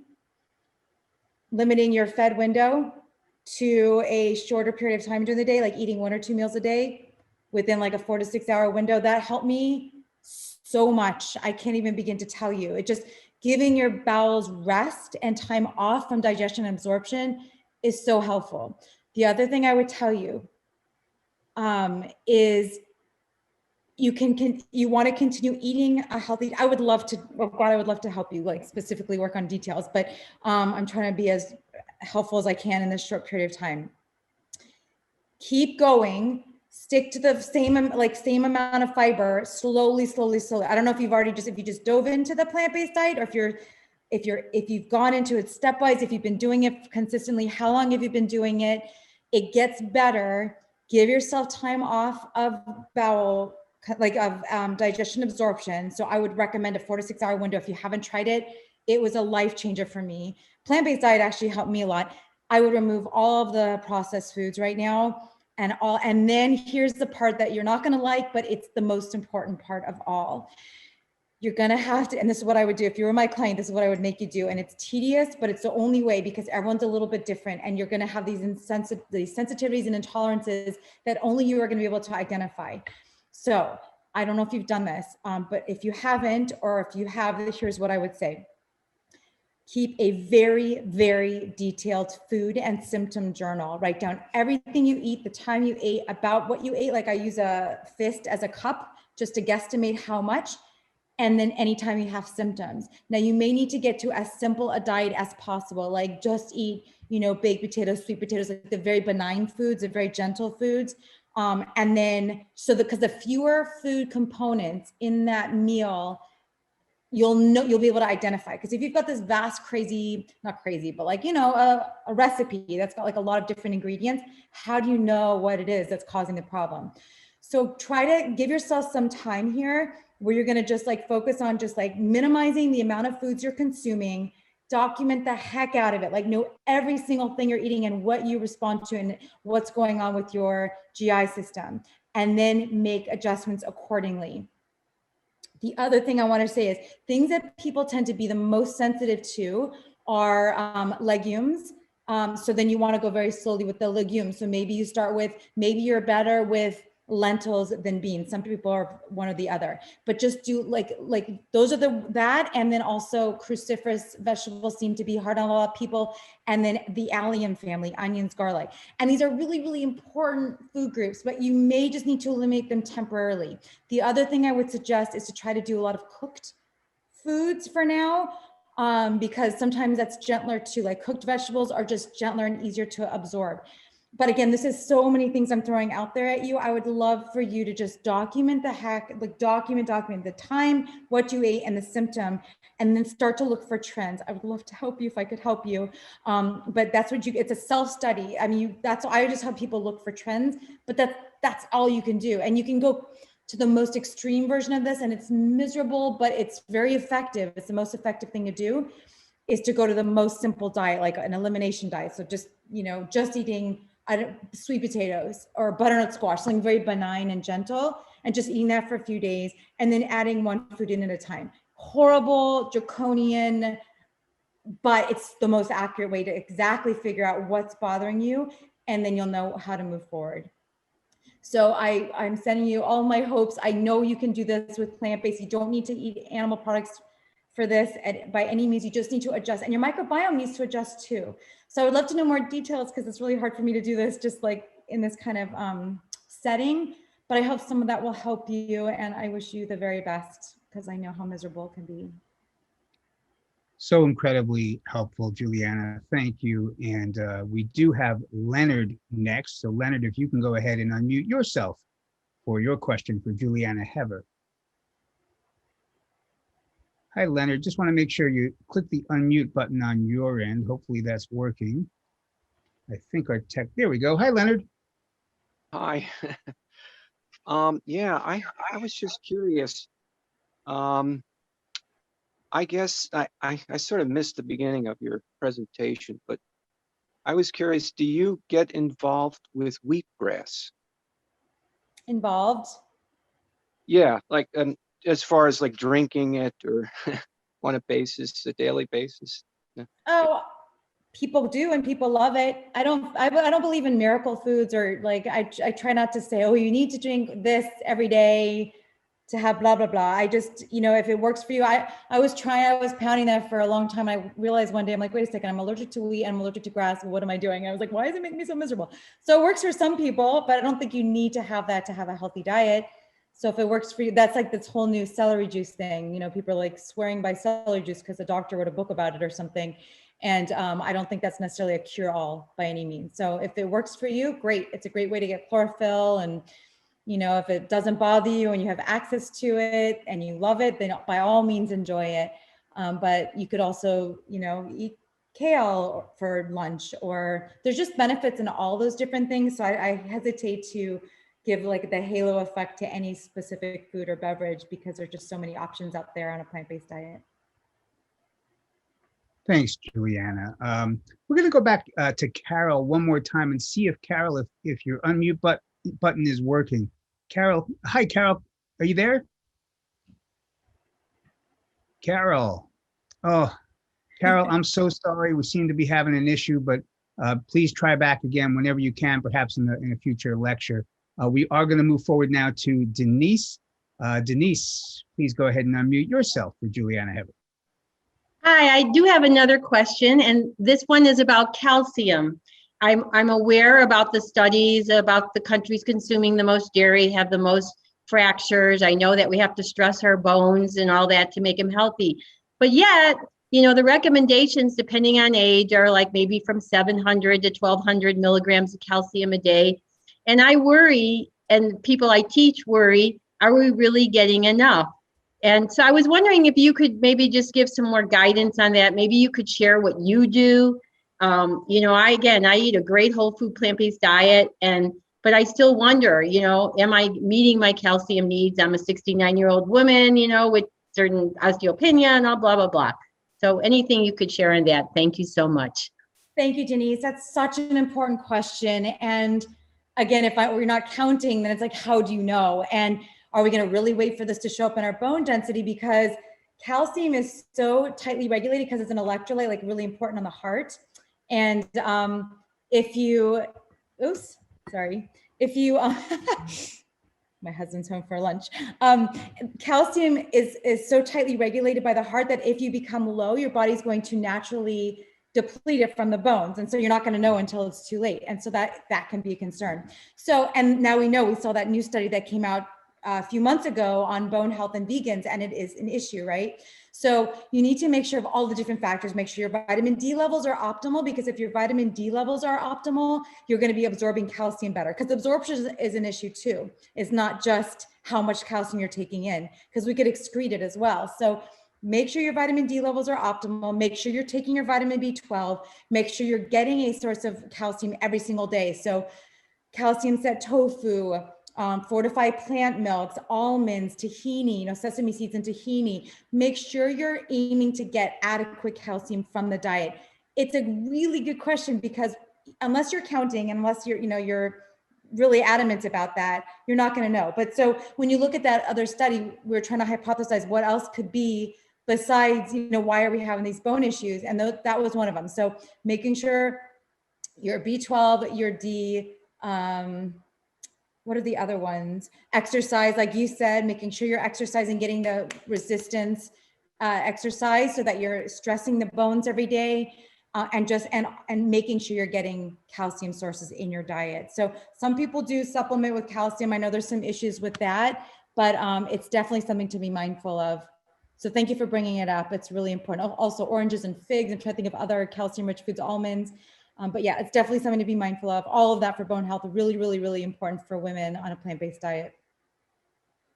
Thank you, Juliana. Up next, we have, and I hope I'm pronouncing this correctly, Mayuri, if you would go ahead and unmute yourself, please. Hi, Juliana. Can you hear me? Yes. Hi. Hi. Sorry. Great. Thank you for your amazing book. I was just wondering.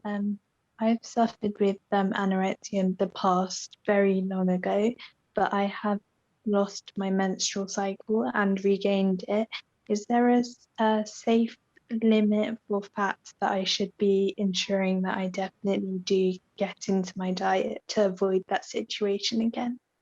Well, good question. I don't think it's necessarily the fats, unless you were doing it, again, I'd have to know your history, more details, but generally speaking, amenorrhea can happen from just having a caloric deficit. And so I never want to micromanage how much of the different macronutrients, as I talked about with macro confusion. So I would suggest just making sure you're getting adequate calorie so that you're maintaining a healthy weight. And if you dip down into a weight, if you lose a certain amount of weight and you notice that starts to be a problem, then you know that you need to stay within the healthy weight range. So I use the Hamwe formula to calculate this. So based on your height, so if you're say for 5 feet, it's 100 pounds and 5 pounds after that. So if I'm 5'4", so my ideal body weight is 120 plus or minus 10%. So just to know your optimal weight range, you could look that up too. So make sure you're getting within your healthy weight. And then you want to eat a nice wide variety of foods. The essential fats we need you want to get at least 15% of your calories from fat. Again, I don't recommend calculating this, but you can do that by getting the 1 to 2 ounces of nuts and seeds a day and eating a wide variety of these whole plant foods. So I don't suggest taking any special oils or anything like that. I don't think that's necessary, but incorporating things like avocado, and again, the nuts and seeds are really super important for that. But it's a nice wide variety, a health promoting broad diet will help you, and just making sure you're getting adequate calorie should help you avoid amenorrhea in the future. Great, thank you. And up next, we have Louise. Louise, go ahead with your question if you can unmute yourself first. Hi, Louise. Hi there. Hey, everybody. I'm just calling in from Amsterdam, and I'm getting a little bit of surprise now that you called out my name, because I'm actually in a care home right now and the nurses are waiting to turn me over in the bed. I'm actually in a care home because of breast cancer metastasized to my bones, and working on trying to regain my health again. I really believe in my body's self-healing capacity, and I've been doing really well, and it's been going in a good direction. But my main concern at the moment is hair loss. I haven't taken any chemo, but I actually have hair loss happening really rapidly suddenly. And actually I have been bed confined for 6 months, and I heard about something called pressure alopecia, but there's also stress going on. My mum just died and things like that. But yeah, so it's all kind of happening all at once. And I'm 49, and I usually have a whole great big, it's usually kind of like my biggest feature, actually. My hair is really big, massive load of curly locks. And I wondered if there's any advice you can give me. I eat mainly vegan organic. So is there anything in particular I can do? Well, first, Louise, I'm sending you so much love and well wishes to you. I'm sorry about your mother. I can't even imagine going through all of that at one time. Thank you very much. You're right about, from laying in bed and from the stress and from everything your body has been through, it's very traumatizing on the body. So, but from a nutritional standpoint, there's certain things, people lose hair for certain circumstances like hormones, which could definitely be related to what you're experiencing, and stress, which definitely is related to what you're experiencing, and also not having adequate calories. So I work with a lot of clients that are trying to lose weight, and it's very common to experience this hair loss.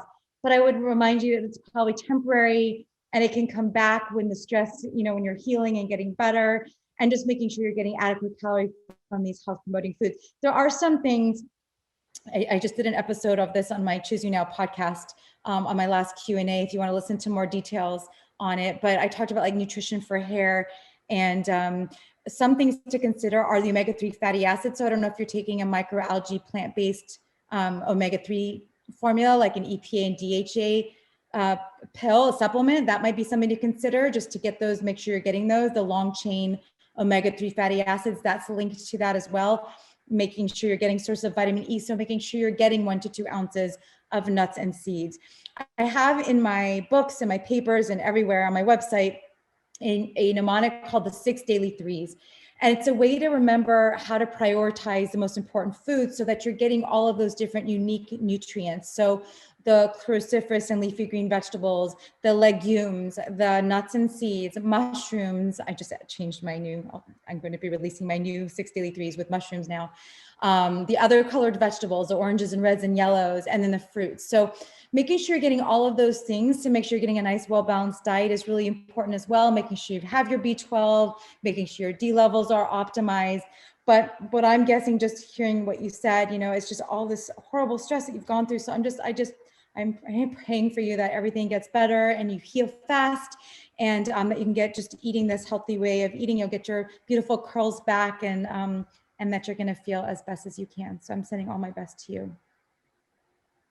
Thank you so much for that, Juliana. We do have Juliet up next. Juliet, if you can unmute yourself, please. Hi. Hi. I have Hashimoto and SIBO, and I've been tweaking my diet over and over again. I still can't get over those 2 conditions.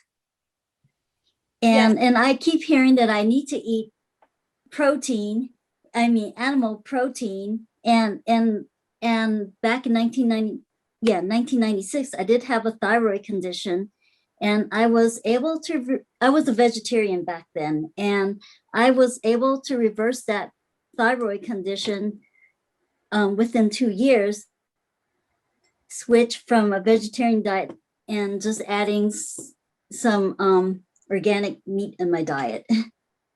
So this time around, I tried being vegan all the way. I haven't been able to reverse it. I tried adding meat and haven't been able to reverse it. I don't even know what to do anymore. Yes, well, Hashimoto's isn't always, in fact, it's not really well associated with diet. It's something that you may need to be on thyroid medication ongoing. That's not one of the things that we've seen people reverse a lot of. So unfortunately, that's one of those conditions where you need to be really probably still stay on medications. But if you're not seeing it with the meat, then, of course, I would encourage a whole food plant-based diet, because then at least you're going to decrease your risk for other autoimmune conditions in the future. You're going to reduce your risk for all those other chronic diseases that I talked about today. There's no specific association between protein and improving Hashimoto's at all. So, I mean, like, that's why we talk about what I was talking about today with macro confusion. It's kind of irrelevant about that, because if you're eating a well-balanced whole food plant-based diet, you're getting adequate protein. It's not an issue. But in terms of the Hashimoto's, unfortunately, that's one of those where it looks like you may still need to take your medication. And that's what we've seen so far, unfortunately. Thank you, Julieanna. And we up next have Gail. Gail, if you can go ahead and unmute yourself, please. Hi, Gail, if you can go ahead and unmute and make sure our tech team, okay, there we Hi, go. there we go. Hi, how are you? Hi, Gail. Hi. Quick question. I am technically underweight based on what you've just said. And I have been eating whole food, plant-based, exclusive vegan for like the past 2 years. But I've also always have eaten salads, you know, with beans and onions and all that stuff. But I have found that my belly is extremely bloated. I don't have any belly pains or bowel movement issues. And I don't want to give up any of my foods because they're all so great. But I'm thinking I probably need to start eliminating something to figure out why I'm so bloated. I don't feel bloated. I just look bloated. Well, probably if you're underweight, technically, then it's probably you've got like very little wiggle room in that belly. And if you're eating a high fiber diet, which is fabulous and is giving you all of these myriad advantages for the long term, you may just have that where you're going to be a little bloated. And okay, I mean, I call it my salad belly. I get it every time I eat my big old salad that I always say doesn't count unless it's bigger than your head. It has to go somewhere. It has to go somewhere. So hopefully you're chewing your food really well, but you're eating a lot of fiber. And if it's been 2 years, hopefully, you know, maybe you've already adjusted, maybe you need to adjust a little bit more, but you have to just know that when you eat a high fiber diet, it's going to go somewhere in your GI tract and it's going to go through your GI tract until it comes out of your GI tract. And that's just how it is. So there's really not much of a solution. If you want to do what I suggested for the lady that was suffering with IBS, you can do the same thing. And you could try to identify what exactly, like with the Food and Symptom Journal, and try to identify what could be perpetuating it, what foods tend to be worse, which tend to be like less bloaty. But, you know, if you think about what the bodybuilders do, which are not the bodybuilders, but the competitors that are, you know, doing these really dangerous diets, they're eating small. And what I used to do when I was a trainer, what I was recommending, these little tiny doses of protein, chicken breasts, and these concentrated sources of calories, like very small with no fiber.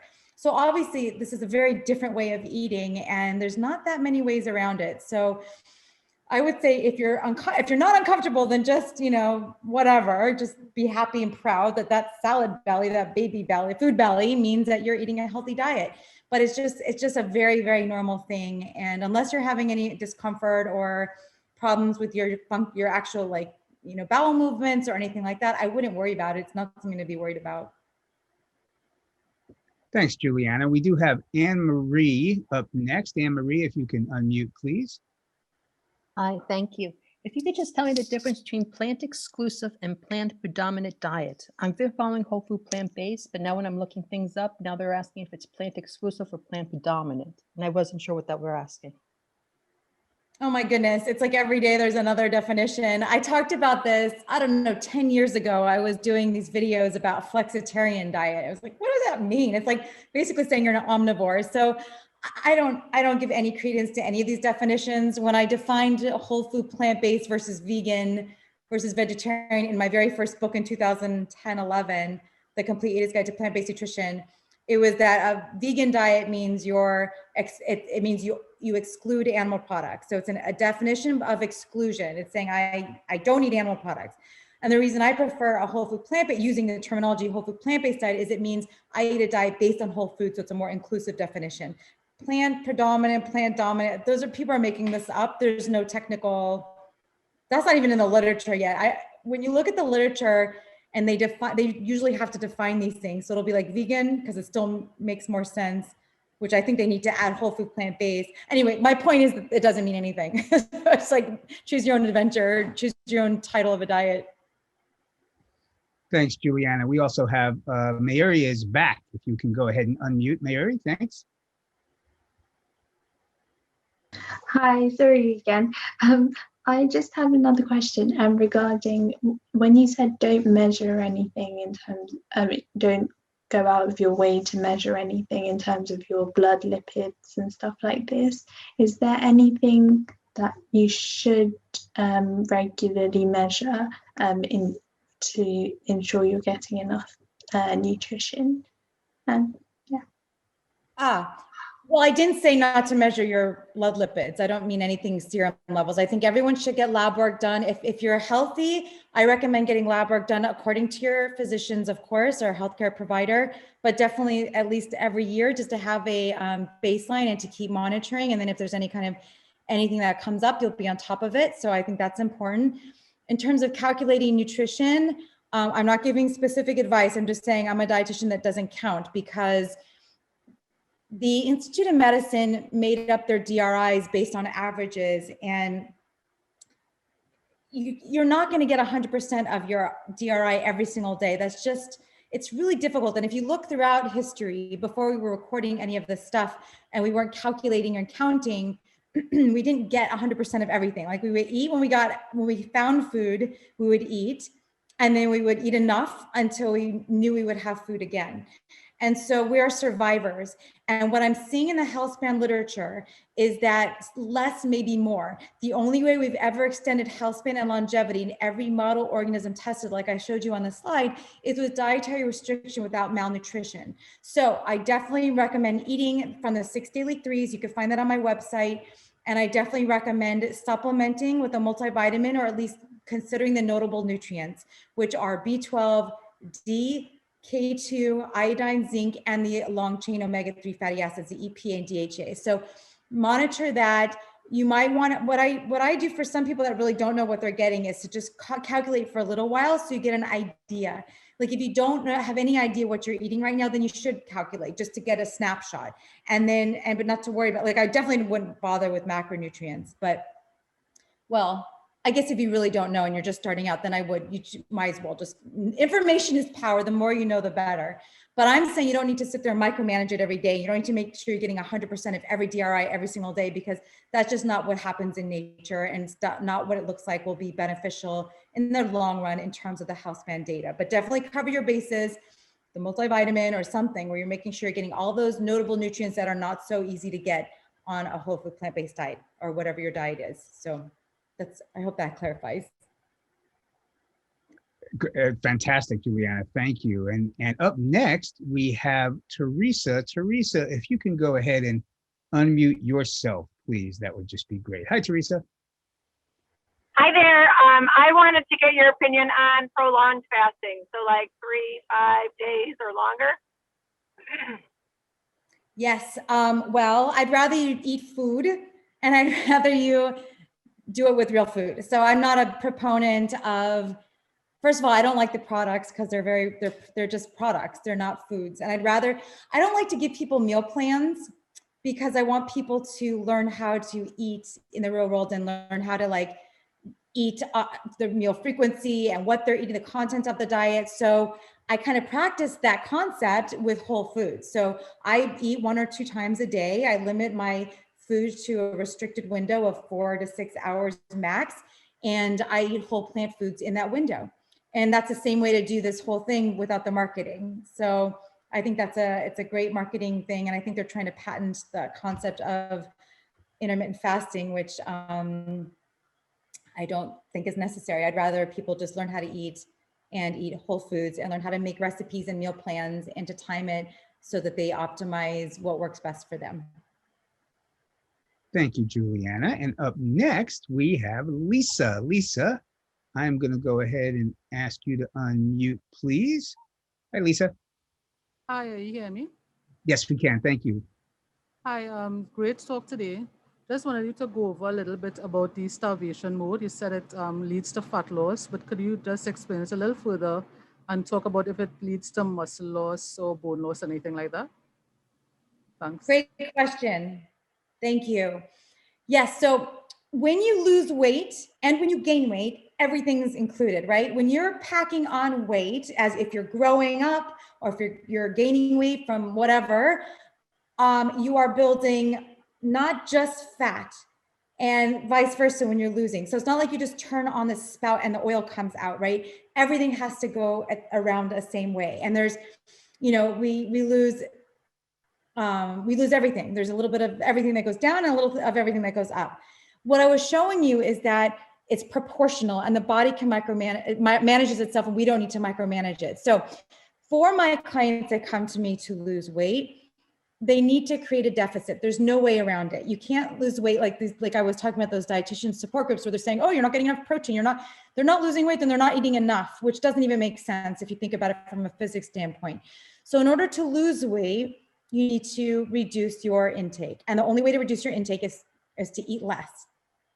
Interestingly, and what I've now been shown time and time again, is that exercise does not help. It actually interferes with the weight loss process. So you can lose what I like to do with my clients is to set a period of time to lose. And so we set this period of time based on, I use very objective. If you are trying to lose 20 pounds based on trying to get to your hand weight goal, whatever that number is, and 20 pounds usually takes about 40 days, we'll give it maybe 50 days because there's water fluctuations and stuff like that. I suggest having my clients go through a specific period of time where they're going to be in a deficit. They take a multivitamin, they eat fewer meals, they eat fewer times per day, and they watch the scale go down to what I said, about half a pound a day. Then we bring back exercise with purpose, and then you build back your muscle. And it's like, so you're losing a little bit of everything as you go down. So I hope that makes sense, but there's a lot of research on this. And yeah, you lose muscle, but you also lose fat and you also lose glycogen. Everything kind of goes down at the same time, just the same as it would go up. So I hope that answers, but metabolism scales with weight. Thank you, Juliana. Up next, we have Denise. Denise, I'm going to go ahead and ask you to unmute if you would do so, please. Hi. Thank you again. It's like a dream come true to be able to ask so many questions. So I'm just so appreciative. I'm actually asking for a friend. And interestingly enough, I just gave her like 4 days ago your contact info, Juliana. I don't know if she will consult with you or not. I wish she would. So this is what I wish you could speak to. She's in her 70s, is obese, told me she was actually overweight, obese at 4 years of age, basically dealt with that through most of her life. There was one time when she lost a bunch of weight. She feels she's tried everything, nothing will work. She believes right now she only eats about maybe 1,400 calories a day, and she's watching it, and she doesn't lose weight. She doesn't think she can. And, so I encouraged her to check you out. But what would you say, to somebody like that who has that life experience, feels so hopeless, feels I've tried everything, I've done it all. Why, how could we help her? Well, thank you, Denise, for everything you said and for being a good friend to your friend. I would say that, first of all, she's not broken. It's always the food, always. I've yet to see someone not be able to ameliorate that. And I have clients come to me and say, oh, there's no way. They say the same thing to me. And then like today, my client today, he's just got to his goal weight today. And someone yesterday just lost 127 pounds that she never thought she could lose. And they say to me, I never believed this could happen to me. But it's always the food. And I would also say that, again, back to what I said before, you could lead a human to healthy, but you can't make them eat. And no matter what you say, they have to want to do it. And it's not calories, it's not protein, it's not anything, it's the food. And it's a horrible thing to feel helpless like that.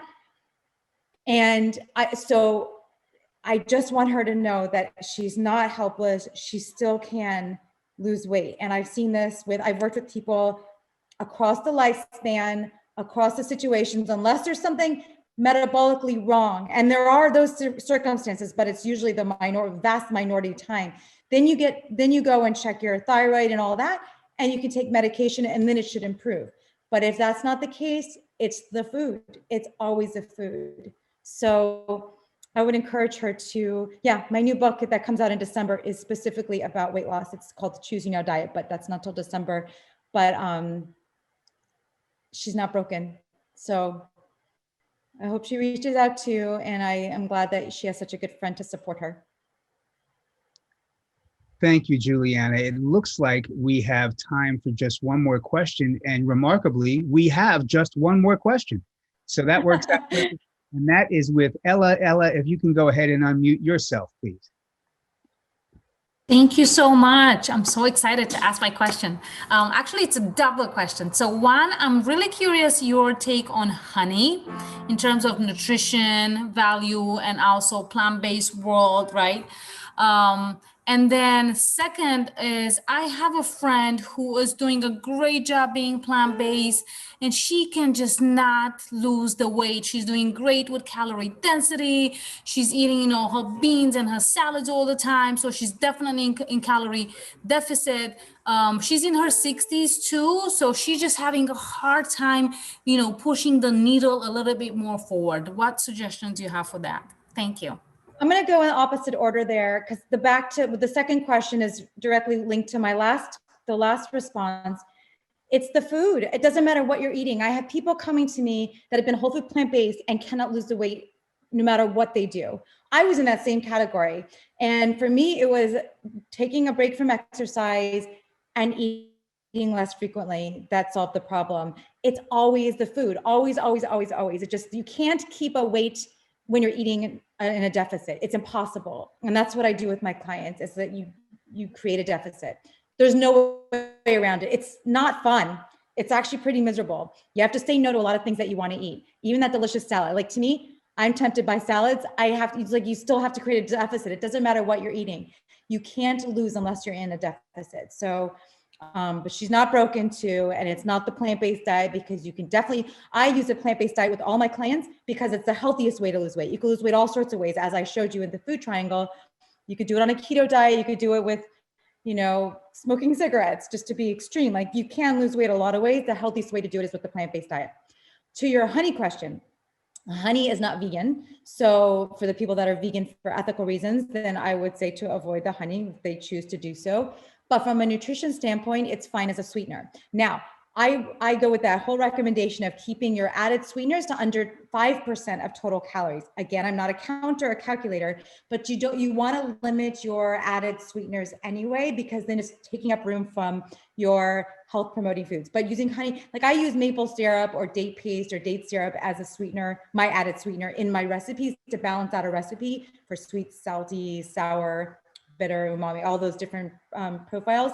I use maple syrup, date paste, or date syrup. But if you want, honey would fit into that category. But you would want to limit it to no more than 5, no more than 10%. Like I think the World Health Organization wants it to be 5%, but they say 10% because most people can't even get lower than 20%. So just keeping it very as an ingredient and not as something you would use, not as an ingredient, not as a food group. So that's what I recommend too, is just sticking to try to get to less than 5% of total calories as an added sweetener. That's the category I would put it in. Wow, Julieanna, thank you. Thank you so much. This has been absolutely tremendous. And I have to say, you've just been incredibly gracious with your time.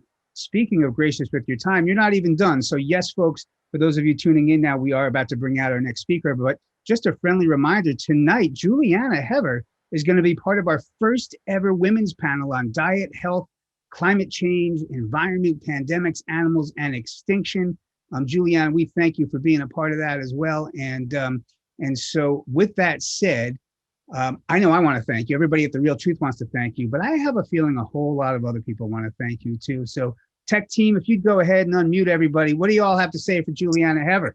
Thank you. Awesome. Thank you so much, Julieanna. Wonderful. Thank you.